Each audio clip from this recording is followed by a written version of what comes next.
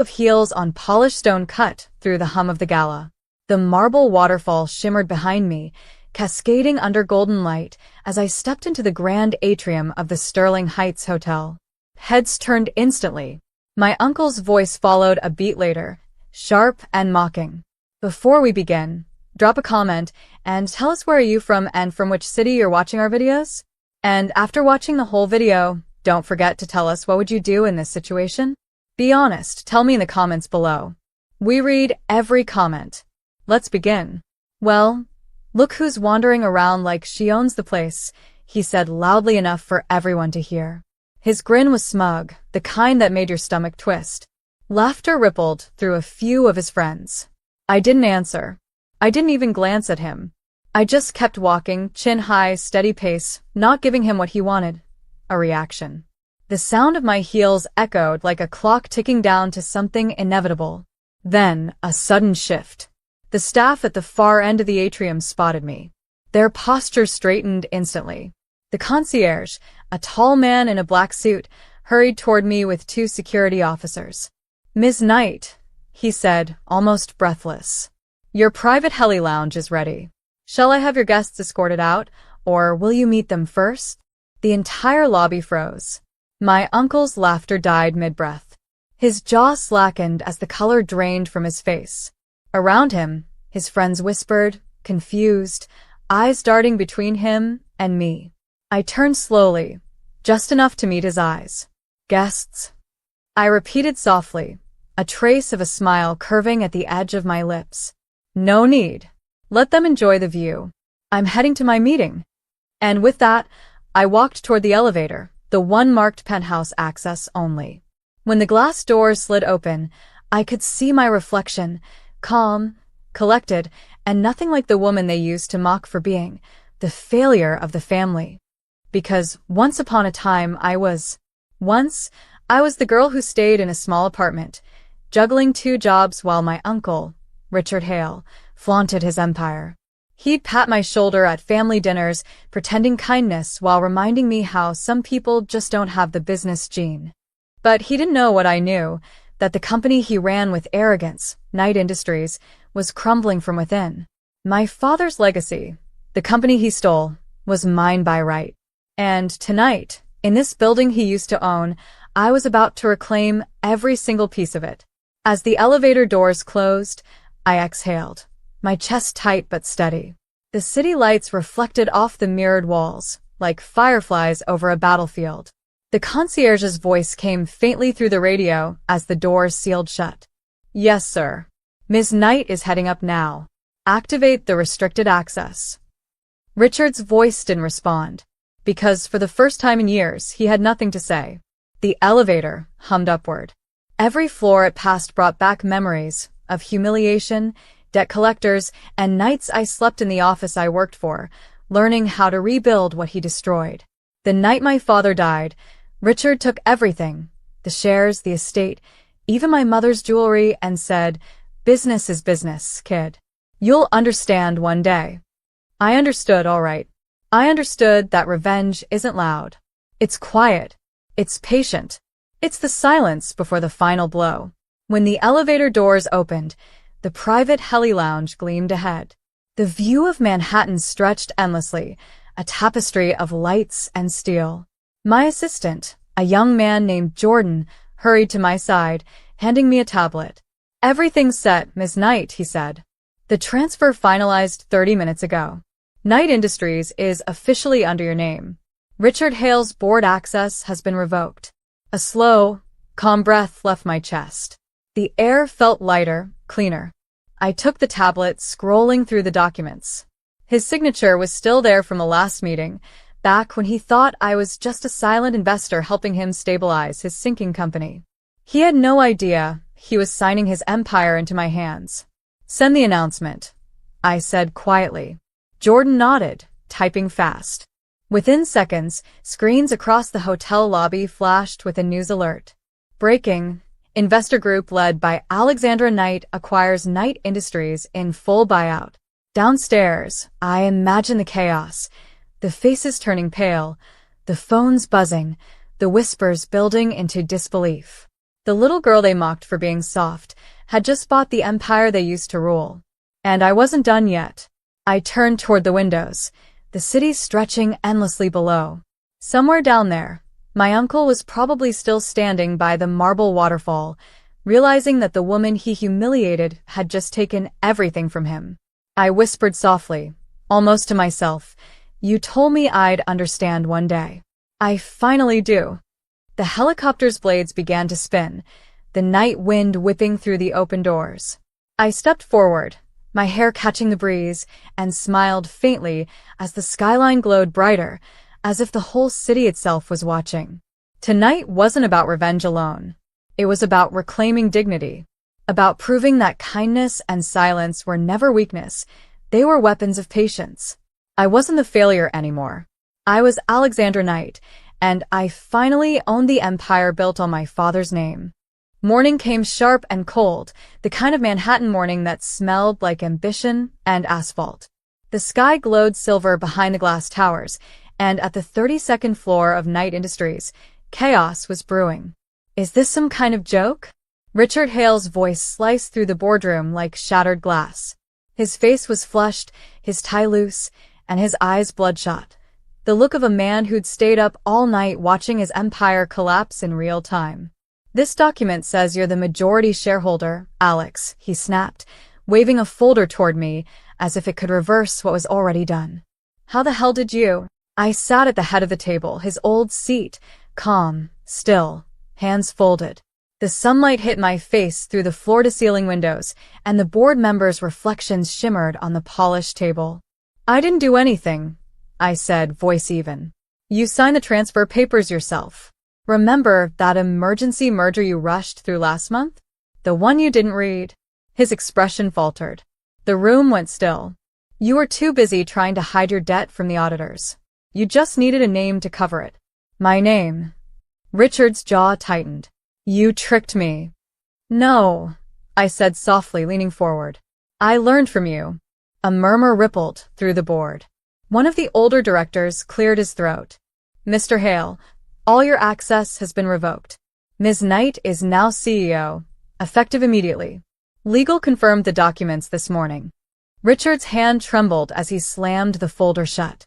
"You can't just take everything and expect me to vanish. I built this company." "You built it," I cut in, my voice sharper now, "with my father's money. You took his patents, his name, and rewrote history to erase him. You told everyone I was a charity case when you were stealing from me." The silence after that hit like a thunderclap. The air itself felt charged, the kind of tension you could feel deep in your bones. For years, I dreamed of this moment. But standing here, I realized revenge didn't feel like fireworks. It felt like peace, calm and inevitable. Richard laughed suddenly, brittle and cold. "You think anyone here respects you? You've been gone for years, a nobody. They stayed because of me." A few board members exchanged uneasy glances. Then, one by one, their eyes turned toward me. I smiled faintly. "Really?" Jordan, my assistant, stepped forward, setting a thick folder on the table. "These are the signed loyalty contracts, sir. Every department had repledged under Ms. Knight last night. You might want to check your email. The resignation letters went through at midnight." Richard's face turned ghost white. His phone buzzed on the table, dozens of notifications lighting up the screen. I leaned back. "Looks like they stayed because of what you pretended to be, Uncle. But now they know who you are." He stared at me, breathing hard. "You'll regret this, Alex." "Maybe," I said. "But I already regretted letting you walk over me for years. This." I gestured around the table. "This is just me standing up." The PR manager peeked through the door nervously. "Ms. Knight, the press conference is ready. Reporters are waiting."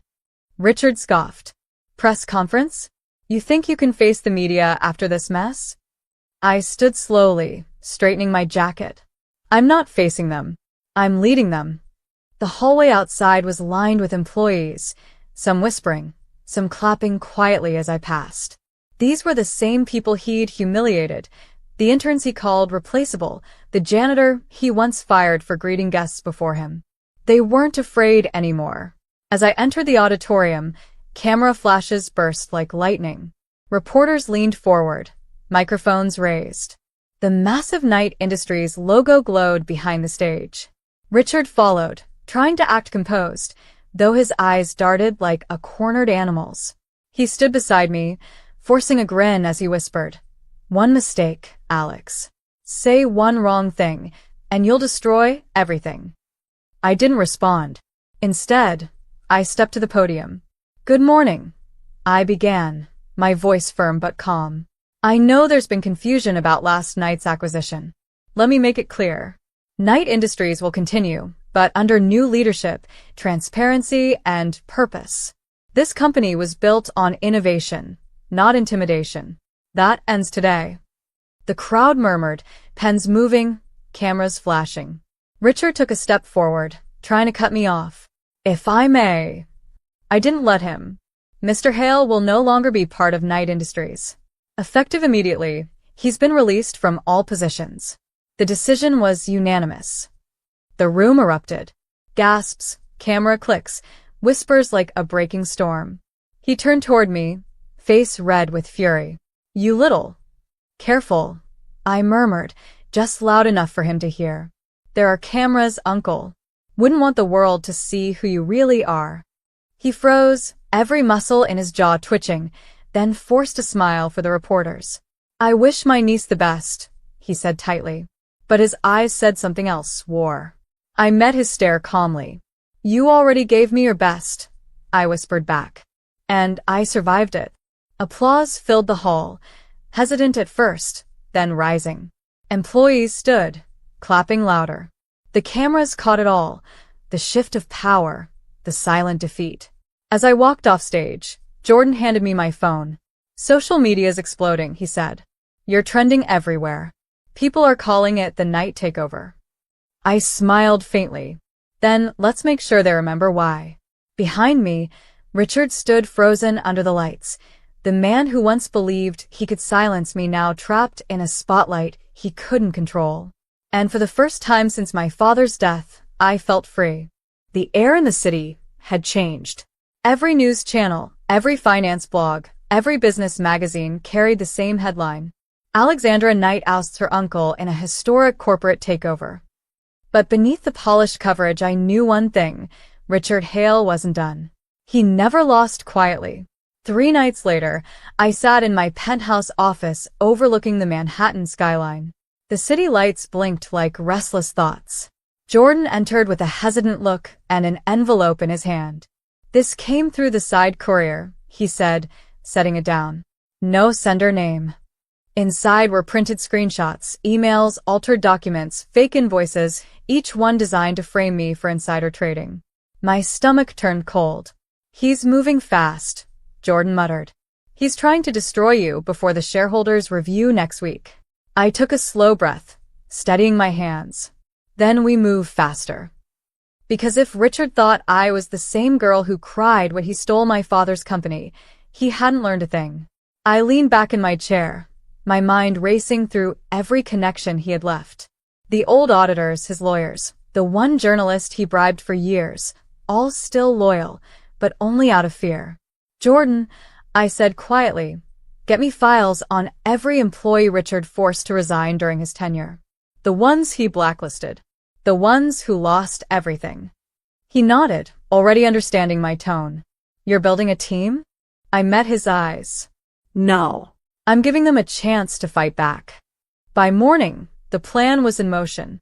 The underground parking lot of the building buzzed with tension. A dozen faces turned as I arrived, former engineers, secretaries, even an elderly security guard who'd once been fired for calling Richard out on harassment. They looked uncertain until I spoke. "I know what he did to you," I said, my voice echoing off the concrete walls. "I can't undo the past, but I can give you what he took, your dignity. Help me expose what he's doing now. Help me clean this company for good." For a heartbeat, there was silence. Then one man stepped forward, Miguel, the old head of accounting, his hands trembling. "I still have the backup files from the offshore accounts," he said quietly. "He used them to hide investor money." The others nodded, murmuring agreements. I smiled faintly. Then it's time to bring the truth into daylight. 2 days later, Richard walked into the shareholders' meeting as if he still owned the place. He was dressed sharp, his arrogance perfectly pressed, a smirk tugging at his lips. "Alexandra," he said smoothly, extending a hand he knew I wouldn't take. "Hope you've enjoyed your little reign. Because after today, the board will see you for what you are, a fraud." I tilted my head slightly. "Then I suppose we should let them decide." The room filled with tension as he began his performance, waving his forged documents, accusing me of manipulating market values, of insider trades, of corruption. Every lie rolled off his tongue like it had been rehearsed for weeks. Board members shifted uncomfortably. A few glanced at me with doubt. I waited, silent, patient, just like I had been all those years when he thought silence meant weakness. When he finished, I rose slowly, sliding a flash drive across the table. "Before you make your decision," I said, "you might want to watch this." Jordan dimmed the lights and hit play. The projector flickered to life, showing timestamps, emails, and footage from the old accounting servers Richard thought were destroyed. Offshore transfers. Illicit contracts. A video clip of him shouting at an employee to erase those numbers before the audit. Every secret he buried was now up on the wall. Undeniable. Richard froze. "Where did you get that?" "From the people you silenced," I said quietly. "The ones you thought no one would listen to." A wave of whispers swept across the room. The chairman leaned forward, voice grim. "Mr. Hale, this is criminal. We'll need to notify authorities immediately." Richard's face turned red, then pale. "This is a setup. She's lying." "No," I said softly, standing now, eyes locked on his. "You're just seeing what truth looks like when it finally fights back." Security entered moments later. As they escorted him out, his voice cracked, no longer polished, no longer powerful. "You'll regret this, Alex. You think you've won, but they'll come for you too." I watched him go, not with anger, but with a strange, quiet sadness. Because there was no victory in watching family fall. There was only release. When the door shut behind him, the room went silent except for the faint hum of the projector. The chairman turned to me. "Ms. Knight, we'll need new leadership protocols. What are your next steps?" I exhaled, letting the weight lift. Transparency, accountability, and compassion. This company won't just be profitable. It'll be human again. The board nodded slowly. Applause began softly, genuine this time. Jordan leaned toward me and whispered, "He's done. It's over." But I shook my head. "No. It's just beginning." Because revenge wasn't my endgame anymore. Rebuilding was. That night, I stood again by the marble waterfall in the Sterling Heights atrium, the same place my uncle mocked me days ago. The same place everything began. The staff smiled now as I passed, greeting me with respect, not fear. I stopped by the glass railing, watching the water cascade under the golden lights. For years, I thought I wanted Richard's downfall. But now, looking out at the reflection of the city, I realized what I truly wanted: peace. I whispered quietly to the rushing water, "You told me once I'd understand business one day. You were right. I finally do." Behind me, a young intern hurried up. "Ms. Knight, the helicopter's ready for your next meeting." I turned with a calm smile. "Let's go." As I walked toward the elevator, the same penthouse access-only door, I caught my reflection again. Not broken, not afraid, just free. And this time, there was no one left to stop me. The helicopter blade slowed as it landed atop the Knight Industries tower. The skyline stretched beneath me. The same city that once looked impossible to reach now glittered like it belonged to me. But even in victory, something felt unfinished. Jordan greeted me with a file in his hand, wind tousling his hair. "Ms. Knight," he said over the noise, "someone dropped this off for you. Said it was from your father's old attorney. It's dated 14 years ago." My pulse quickened. "Bring it to my office." Minutes later, the envelope sat before me. Aged, edges yellowed, my father's handwriting still steady and familiar. To my daughter, Alexandra. For a moment, I couldn't move. The city lights flickered through the glass walls, casting faint gold across the letter. I broke the seal with trembling fingers. His words flowed across the page like a voice from another lifetime. If you're reading this, Alex, it means the company's future is uncertain. I always believed in you, even when I couldn't protect what I built.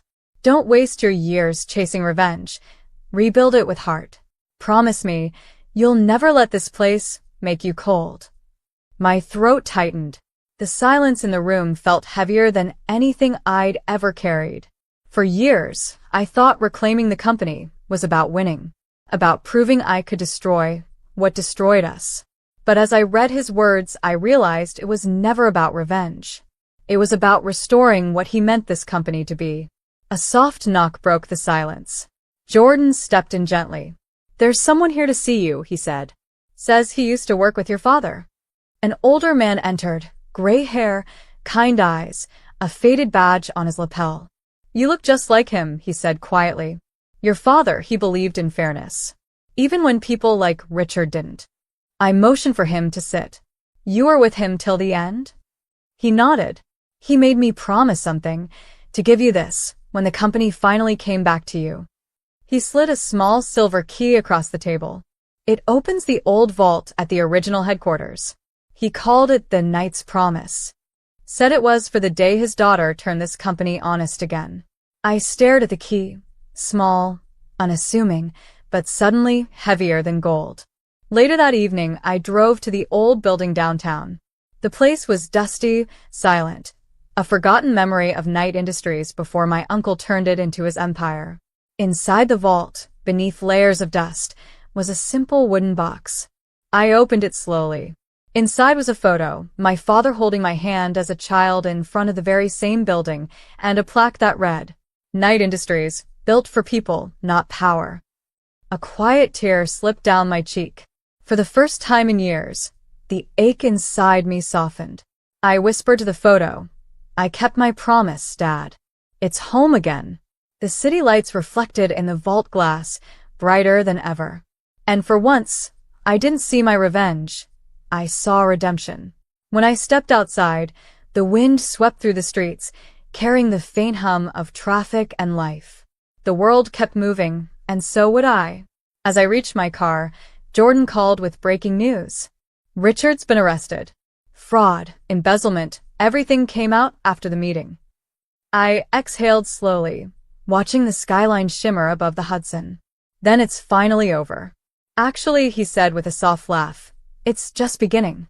I smiled faintly. "You're right." Because this wasn't a story of destruction anymore, it was rebirth. As I drove away, the marble waterfall glowed in the distance, the same place my uncle once mocked me. Only this time, it didn't feel like a battlefield. It felt like peace. I whispered to myself, my father built a company. I rebuilt its soul.